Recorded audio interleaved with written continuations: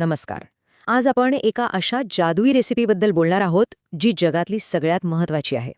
हो, एक अशी प्रक्रिया जिच्यावर आपलं खरं तर या संपूर्ण ग्रहाचं अस्तित्व अवलंबून आहे. कधी विचार केलाय का की आपल्या आजूबाजूची ही झाडं, या वनस्पती ह्यांना कधीच भूक कशी लागत नाही?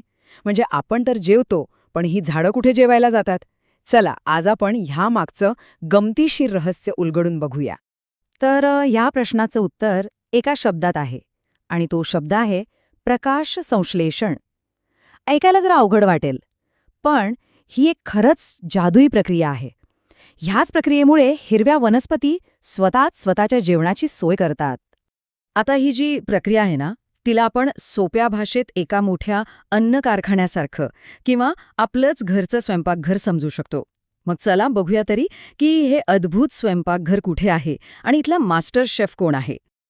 तर हे स्वयंपाकघर दुसरं तिसरं काही नाहीये, ते आहे वनस्पतीचं पान. हो, प्रत्येक पान म्हणजे जणू काही एक छोटासा पण एकदम कार्यक्षम असा कारखाना आहे. अन्न बनवण्यासाठी एकदम परफेक्ट जागा. आणि ह्या कारखान्याचा मास्टर शेफ कोण? तो आहे क्लोरोफिल. आपल्या सोप्या भाषेत सांगायचं तर हरितद्रव्य. हा एक खास हिरवा पदार्थ आहे जो पानांमध्येच असतो आणि सगळी जादू याचमुळे घडते. बरं, म्हणजे आता आपल्याला स्वयंपाकघर मिळाला, शेफ पण कळला, पण कुठल्याही रेसिपीसाठी साहित्य तर लागणारच ना. तसंच या जादुई रेसिपीसाठी सुद्धा काही खास गोष्टी लागतात. आणि हे साहित्य म्हणजे फक्त 4 मुख्य गोष्टी, फक्त 4. काय आहेत त्या गोष्टी? सगळ्यात पहिलं सूर्यप्रकाश, जी आहे या रेसिपीची ऊर्जा. दुसरं पाणी, जे वनस्पतीची मुळं जमिनीतून शोषून घेतात. तिसरं कार्बन डायऑक्साईड, जो हवेतून मिळतो. आणि चौथं म्हणजे आपला मास्टर शेफ हरितद्रव्य, जो पानांमध्ये आधीपासूनच तयार असतो. चला तर मग सगळं साहित्य जमलंय. आता बघूया की हा शेफ म्हणजे आपलं हरितद्रव्य या सगळ्या गोष्टी एकत्र करून अन्न बनवतो तरी कसं. ही प्रक्रिया खूपच सोपी आहे. बघा, सगळ्यात आधी वनस्पतीची मुळं जमिनीतून पाणी वर खेचतात, ठीक आहे. त्याच वेळी पानं हवेतला कार्बन डायऑक्साईड आत घेतात. आता दोन्ही गोष्टी पानांमध्ये आल्या. मग पानांमधलं हरितद्रव्य सूर्यप्रकाशाची ऊर्जा पकडून ठेवतं, जसं काही बॅटरी चार्ज करतो ना तसं. आणि मग ही ऊर्जा वापरून वनस्पती पाणी आणि कार्बन डायऑक्साईडचं रूपांतर अन्नात करते, ज्याला आपण ग्लुकोज म्हणतो. पण थांबा, या सगळ्यात एक खूपच महत्वाची गोष्ट भेट म्हणून बाहेर पडते, आणि ती म्हणजे ऑक्सिजन. हे सगळं लक्षात ठेवायला थोडं किचकट वाटतंय? काही हरकत नाही. या संपूर्ण प्रक्रियेचं सार या एका सोप्या समीकरणात आहे.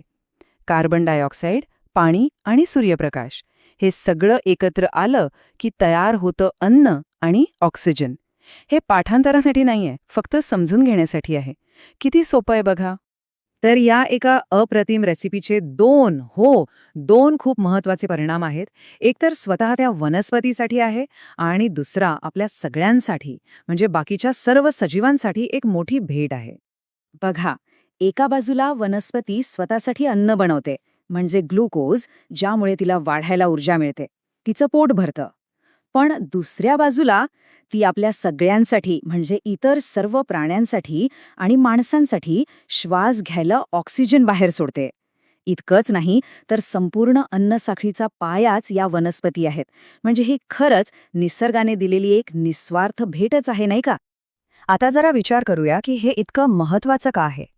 कारण ही फक्त एक साधी रासायनिक प्रक्रिया नाहीये. हा आपल्या पृथ्वीवरच्या जीवनाचा खरा आधार आहे. आणि एक गोष्ट लक्षात घेण्यासारखी आहे, ही जी अन्न बनवण्याची किमया आहे ती फक्त आणि फक्त हिरव्या वनस्पतीच करू शकतात. प्राणी नाही, आपण म्हणजे मानव अजिबात नाही. म्हणूनच तर आपण सगळे त्यांच्यावर अवलंबून आहोत. आणि हे एक वाक्य सगळं काही सांगून जातं. या प्रक्रियेमुळेच पृथ्वीवर जीवन शक्य आहे. खरंच या एका वाक्यात या संपूर्ण प्रक्रियेचं सार आहे. तर मग हे सगळं समजून घेतल्यावर एक शेवटचा प्रश्न उरतो. विचार करा की या हिरव्या प्रक्रियेशिवाय आपलं किंबहुना या पृथ्वीवरच्या कोणत्याही सजीवाचं अस्तित्व खरंच शक्य आहे का? या प्रश्नावर नक्की विचार करा.